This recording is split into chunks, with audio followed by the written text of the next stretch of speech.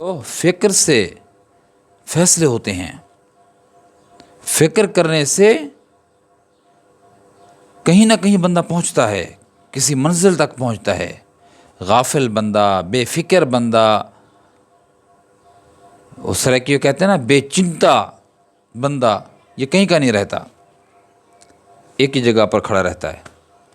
فکر ہو اپنے اندر۔ دیکھو سردیاں آ رہی ہیں، چند دنوں کے بعد سردیاں، کوئی کسی کو عام طور پر کوئی کسی کو بڑے کو نہیں کہے گا کہ بھائی سردیاں آ گئی ہیں رضائی اوڑھو رات کو سوتے ہوئے، سردیاں آ گئی ہیں اپنے اوپر چادر رکھو لپیٹو، سردیاں آ گئی ہیں مفلر کا اہتمام کرو بھائی، کانوں کو چھپاؤ۔ نہیں، ہر آدمی سردی کو فیل کرتا ہے، محسوس کرتا ہے۔ کیا خیال ہے؟ کہنا پڑتا ہے آپ کو؟ ہاں، البتہ یہ ہے کہ چھوٹے بچوں کو ان کی ماں، ان کا باپ، ان کا ٹیچر کہتے ہیں کہ بھائی موٹے کپڑے پہنو، لیکن میں بڑوں کی بات کہہ رہا ہوں کہ بڑوں کو کہنا نہیں پڑتا، ہر آدمی محسوس کرتا ہے سردی آ گئی اور کچھ دنوں کے بعد گرمی آئے گی۔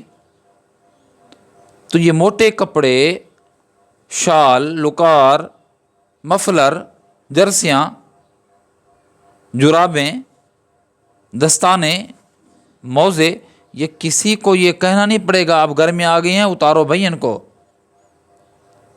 ہاں نہ، مرد کو بھی نہیں کہنا پڑے گا، عورتوں کو بھی نہیں کہیں گی، خود بخود محسوس ہوتا ہے اب سردی جا رہی ہے گرمی آ رہی ہے، یا یہ ہے کہ اب گرمی جا رہی ہے سردی آ رہی ہے۔ ہر آدمی اتنی حساس ہوتا ہے، لیکن میرے دوستو دین کے معاملے میں ہم بے فکر ہیں، بے حس ہیں کہ ہماری نمازیں ضائع ہو جاتی ہیں، ہمیں پرواہ نہیں ہوتی، ہمارے اعمال صالحہ چھوٹ جاتے ہیں، پرواہ نہیں ہوتی، تسبیحاں ہماری رہ جاتی ہیں دن بھر کی، پتہ ہی نہیں ہے، فکر بھی نہیں ہے۔ میں آپ سے پوچھوں، آپ تو اچھے لوگ ہو، تاہم میں اپنے ناظرین سے پوچھوں جن تک میری آواز جائے گی، میں ان سے پوچھنا چاہتا ہوں، آپ اپنے دل میں ہی اس کا جواب دے دیجئے کہ آج آپ نے کتنے پارے پڑھے قرآن پاک کے؟ زیارت ہوئی ہے قرآن پاک کی؟ رکوع 2-4 پڑھ لیے، پاؤخان 1 پڑھ لیا، تسبیحات کتنی پڑھی ہیں آج آپ نے؟ ارے اللہ کے بندے، جناب نبی کریم صلی اللہ علیہ وسلم محسن انسانیت ہیں، کتنی دفعہ درود پاک پڑھا ہے؟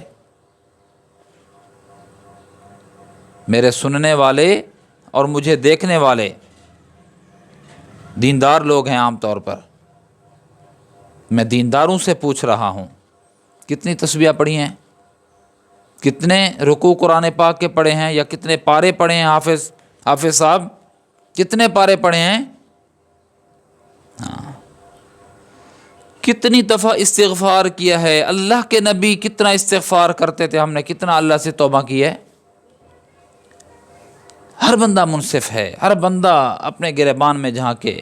بھائیو فکر کرو، فکر کو انفسکم و اہلیکم نارا، اپنی فکر بھی کرنی ہے، اپنے گھر والوں کی بھی فکر کرنی ہے، بلکہ میں کہتا ہوں کہ اس سے بڑھ کر لوگوں کی فکر بھی کرنی ہے۔ اخرجت للناس تأمرون بالمعروف وتنہون عن المنکر وتؤمنون باللہ، جس لذت سے تم آشنا ہو دوسروں کو اس کی مٹھاس تو بتاؤ، اللہ کی رحمت کے تم جو مستحق بن گئے ہو، ذرا ان کو تو اللہ کے رابطے میں لے آؤ نا، کہ جو اللہ سے ناراض ہیں، اللہ سے روٹھے ہوئے ہیں، ان کو بھی اللہ کے قریب کر دو نا۔ ہاں، کام بنے گا۔ فکر ہو، فکر فکر فکر سے فیصلے ہوتے ہیں۔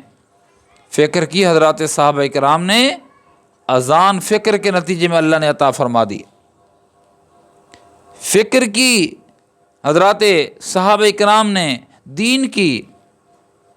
آج ہم تک حضرات صحابہ کرام کی، نیک لوگوں کی قربانیاں آج کتنے 100 سال ہو چکے ہیں، دین ہم تک پہنچا ہے۔ یہ فکر ہی کا نتیجہ تو ہے کہ میں اور آپ قرآن پاک وہی پڑھ رہے ہیں جو اللہ کے نبی پر اترا، نبی علیہ السلام کے فرامین ہم تک پہنچے، دین اسلام مکمل ہمارے پاس موجود ہے، یہ بغیر قربانیوں کے آیا ہے کیا؟ ہر 15 20 30 کلومیٹر کے بعد لہجہ تبدیل ہو جاتا ہے، زبان تبدیل ہو جاتی ہے اور طرز و طریقہ بدل جاتا ہے۔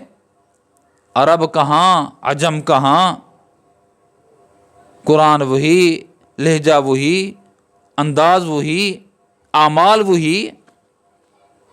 ایسے نہیں ہوا بھائیو، یہ ہم تک دین ایسے نہیں پہنچا، قربانیوں کا نتیجہ ہے، یہ فکر کا نتیجہ ہے۔ انہوں نے فکر کی ہے، دین ہم تک پہنچا ہے۔ اگر ہم نے فکر نہ کی، سوئے رہے، تو یاد رکھنا ایک نقصان تو یہ ہوگا، دین ہم سے نکل جائے گا اور ہماری آنے والی نسلیں دین سے بہرہ مند نہیں ہوں گی۔ یہ آپ کے ذہن میں رہے۔